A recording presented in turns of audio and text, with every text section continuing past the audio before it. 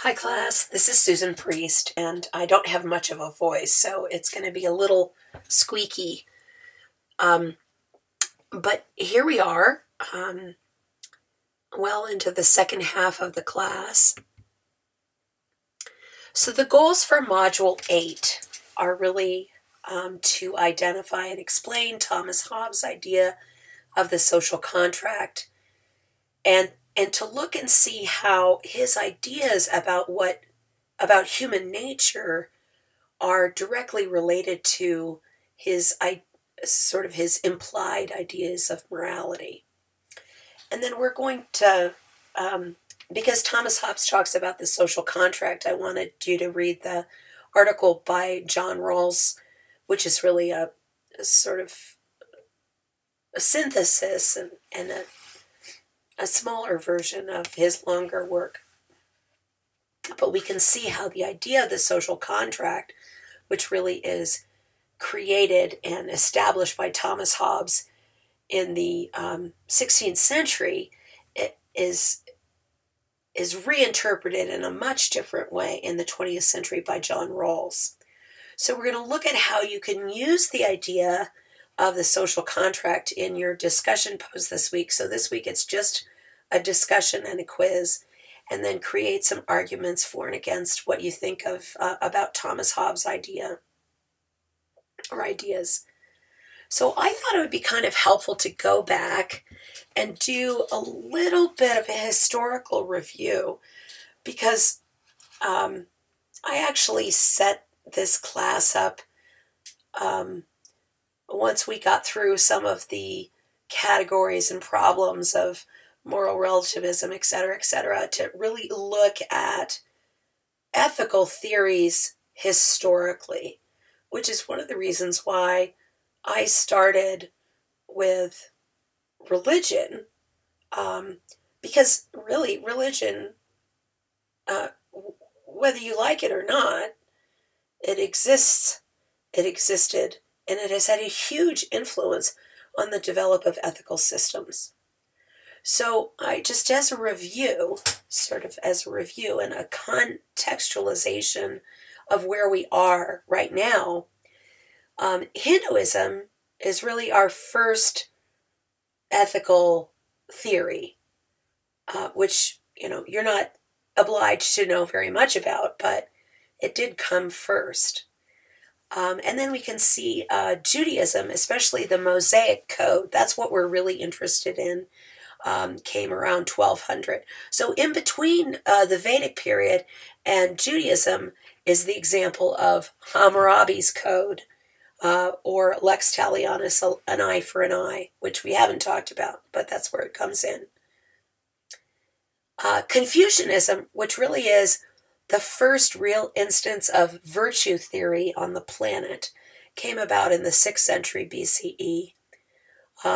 Buddhism is also created around the same time as Confucianism and Taoism.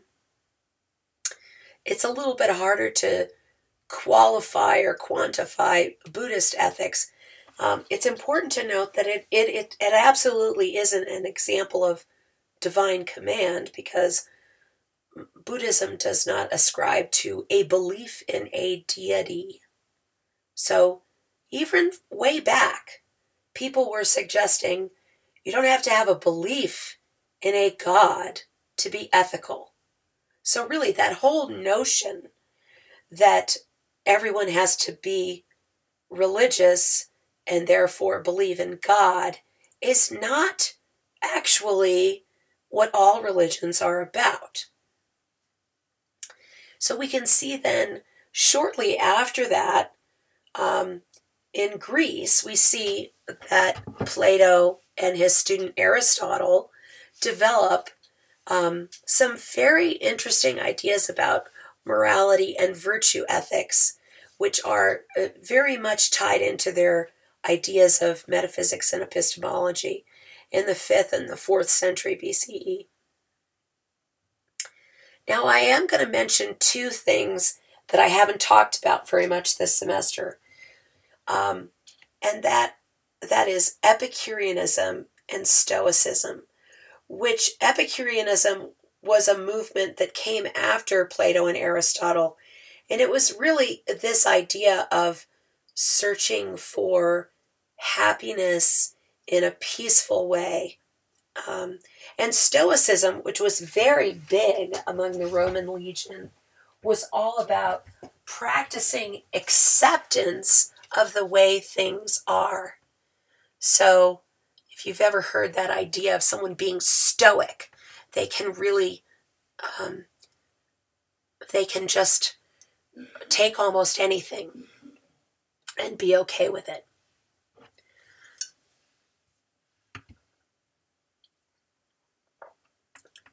So I've kind of just called this part B, and I'm really literally going from beginning to end, because what I want you to see is right from the beginning we get these ideas of divine command, and then we also get from Buddhism a different sort of moral imperative. And then we also get the work of Augustine, who really is Christianizing the writing of Plato. And Augustine was very, very influential in the development of early Christianities. Also something that we haven't talked about, but just as a context, Islam, which also demonstrates, as does Christianity, Judaism and Christianity, a very clear sense of divine command ethics. You know, these are that there are certain principles that were established by God and that people should follow them. St. Thomas Aquinas, who wrote in the 13th century, so that'd be the 1200s, created a bridge between divine command theory and the notion of natural law, which I think is going to be helpful for you to remember this week, because Thomas Hobbes says something about natural law as well, a little different. The other thing that Aquinas is known for is his writings were essentially Christianizing Aristotle. So this week we have actually our first example of a modern philosopher. It may surprise you to note that in philosophy, modernism starts in the 16th century. So it starts with Descartes and Hobbes. And so Thomas Hobbes was writing in the 16th and the early 17th centuries. So we're going to delve a little bit more into that. But just to give some perspective, there's a couple things I'm going to mention. I actually want to sort of also tip that to where we're going, so you can see that the way I've organized the course is up to a certain point after we introduce the ideas of what is a moral question and some of the problems with moral questions and delving into that, I wanted to go back to looking at how ethical theories get developed historically. So last few weeks we've been on virtue theory, before that religion. So now we're into the modern era, and what we can see is people are really trying to say, hey, can't we create an ethical theory that has no relationship to God or a deity at all? So that's mostly from the Western perspective, because this has always been true in the East. Just saying. One of the authors who we are not reading this semester, David Hume, who's very interesting. He was a Scottish humanist, Scottish philosopher, David Hume, who lived in the 18th century. And he said that moral principles are neither divine nor provable by reason. He said morals come from our emotions and our sentiments. So where we're going to be going after this week and forward is to look next at the 18th century philosopher Immanuel Kant, who created this very interesting idea of the categorical imperative. So we'll be talking about that coming up. Jeremy Bentham and John Stuart Mill, who are primary examples of utilitarian philosophers, and utilitarianism has a very important influence on the field of ethical reasoning. So you can see that Friedrich Nietzsche, whom we talked about last week in Virtue Ethics, really comes much later. We're also going to be talking today, this week, about John Rawls and his theory of justice. And then we're going to be looking at some other points of view, including the feminist ethics of care, which come about in the 19th and 20th century. So this is just kind of a schema, a way of looking at things, because I think it's sort of an interesting question when you say, okay, we got these human beings on the planet, right, who've been around for a while, and they go through certain transformations to create ideas about why they should do things and why they shouldn't do things, and how it's an interesting perspective to see how things change over time and how things change from one culture to another. Okay, so the real focus of the week is actually Thomas Hobbes. So one couple interesting things. He's considered one of the first philosophers of the modern period. So what are some things that are happening on the European continent at this time? Well, it's after all of the major, he's living after all of the Protestant Reformations. So after Martin Luther and John Calvin and Zwingli, and after the change from Roman Catholicism to the Church of England in Great Britain. So we have on the planet people who all of a sudden have, at least in Europe, have they have different ideas or ways of interpreting Christianity. So you've seen some conflict there, but you've also seen the emergence of some scientific inquiry in the Age of Enlightenment. So people are beginning to question things. So one of the ideas that he had that was pretty interesting was that everything that exists is material. So there's no immaterial substances. So he did not believe in the existence of an immaterial soul. Really, he said everything that we experience, whether it's an emotion or a response, is really, he didn't say chemical, but he said it was somehow a physical manifestation, which is kind of interesting because it might line up pretty well with what modern neuroscientists are saying. He actually didn't intend to be some great moral philosopher. He said, so this is also interesting. He said, good and evil are simply what a person likes and hates.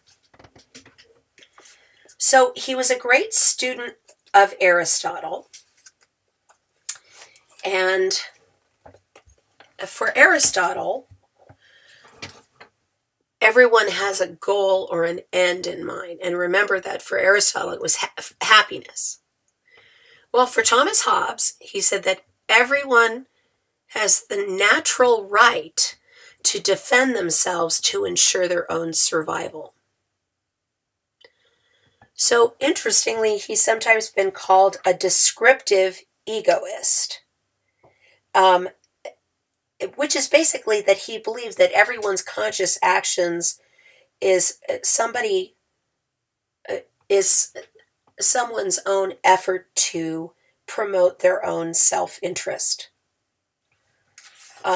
So there's this kind of famous story that illustrates this. It's called Hobbes and the Beggar.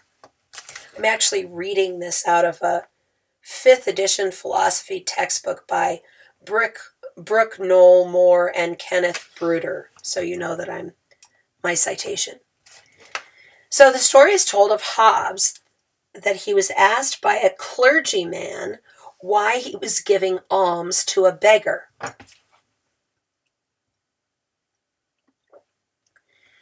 The clergyman asks him, "Is it because Jesus has commanded you to do so?" the latter asked. "No," came Hobbes' answer. "Then why?" "The reason I help the man," said Hobbes, "is that by doing so, I end my discomfort at seeing his discomfort." So, Moore and Bruder, who are philosophy teachers at Chico State, they have kind of an interesting approach to things. They say one moral that might be drawn from the story is that even the most altruistic and benevolent actions can be given an egoistic interpretation. So, Hobbes helps someone to relieve his own discomfort. Why do saints devote their lives to relieve the suffering others? Because it brings them pleasure. Why did the soldier sacrifice his life to save his comrade, to end the distress he felt at thinking of his friends dying? So, in short, Hobbes is saying here that people act to relieve themselves of their own discomfort or to bring pleasure to themselves, and that therefore they are acting in their own self-interest. So, what do you think about that? What do you think about that story? Okay, so let's dig a little bit deeper into Hobbes's idea of natural law. Because remember, Hobbes is not trying to appeal in any way, shape, or form to divinity. He is not trying to appeal to the church or kowtow to any sort of religious authority. So he is trying to say that really natural law is not related to God. So he comes up with 3 assertions related to his idea of natural law. His first assertion is that human beings should seek peace as far as you have any hope of attaining it, and when you cannot obtain it, to use any means to defend yourself. So seek peace first, and then defend yourself.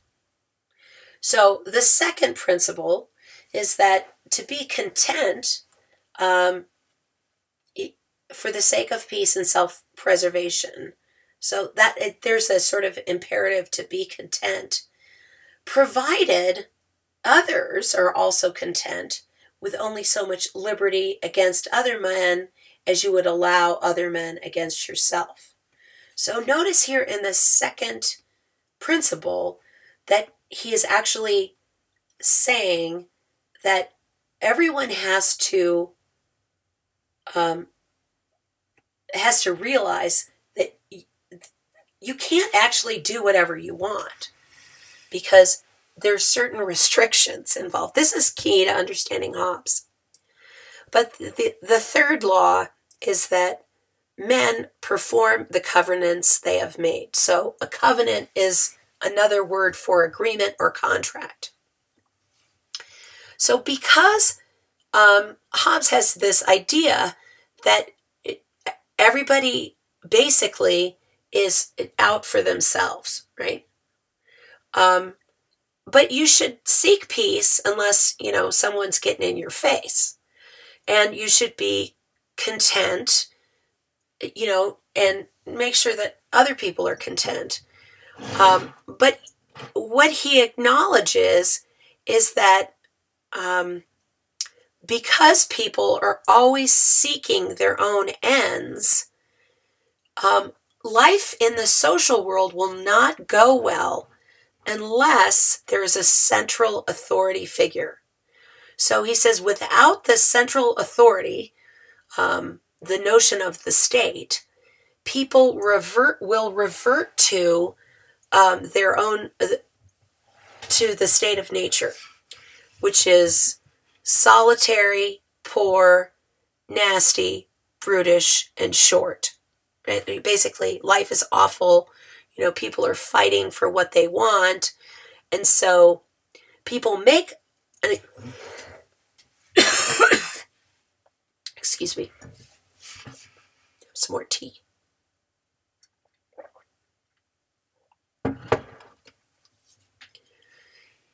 So, because people cannot overcome their state of nature, they have to agree to submit to the sovereign authority. Now, these ideas are embedded in his very famous book called The Leviathan. This is also where, he talks about the idea of the social contract. So, Hobbes sees that it's in people's own self-interest to submit to the central authority. He calls the central authority the Leviathan, who is the sea monster character from Judeo-Christian traditions and literature. So people transfer their rights to the Leviathan, and when they do that, they create a social contract. So he's saying we can't get along in society without this order because we would just kill each other.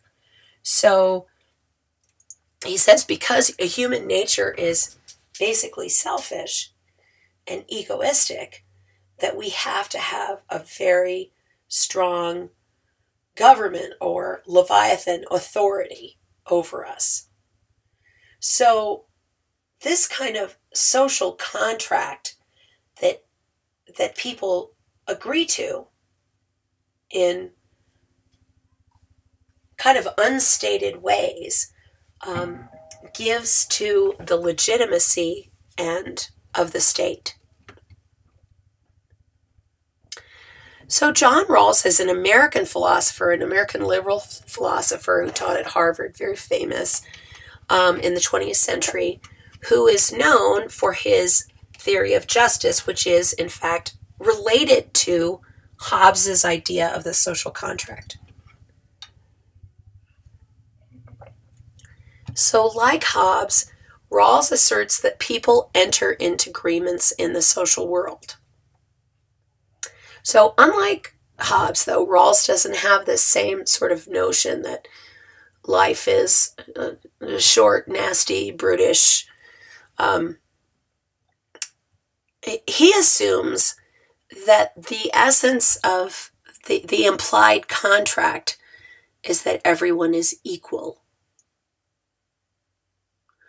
He's not saying that everyone is in fact has the same abilities or the same means, but he is assuming that everybody in the social contract have to be considered equals.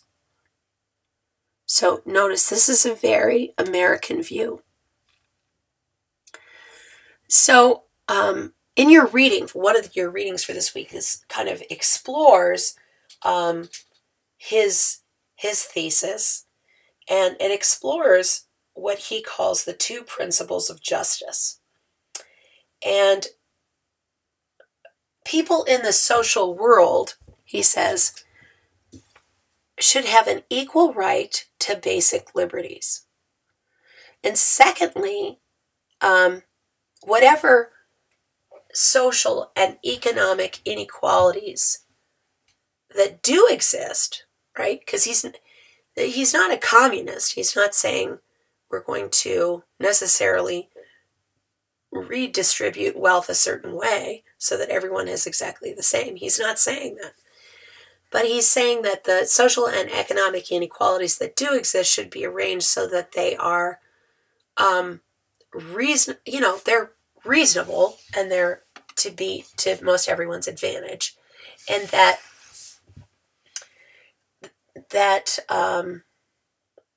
positions and offices should be open to all. So he does say that one of the elements of this social contract that we have is we have a certain amount of ignorance about who is a part of the social contract. and who has what and who doesn't have what. So I look forward to reading your thoughts on this week. I apologize for my scratchy voice, but I'm interested to know what you think, especially about Thomas Hobbes, who's a very influential modern European philosopher.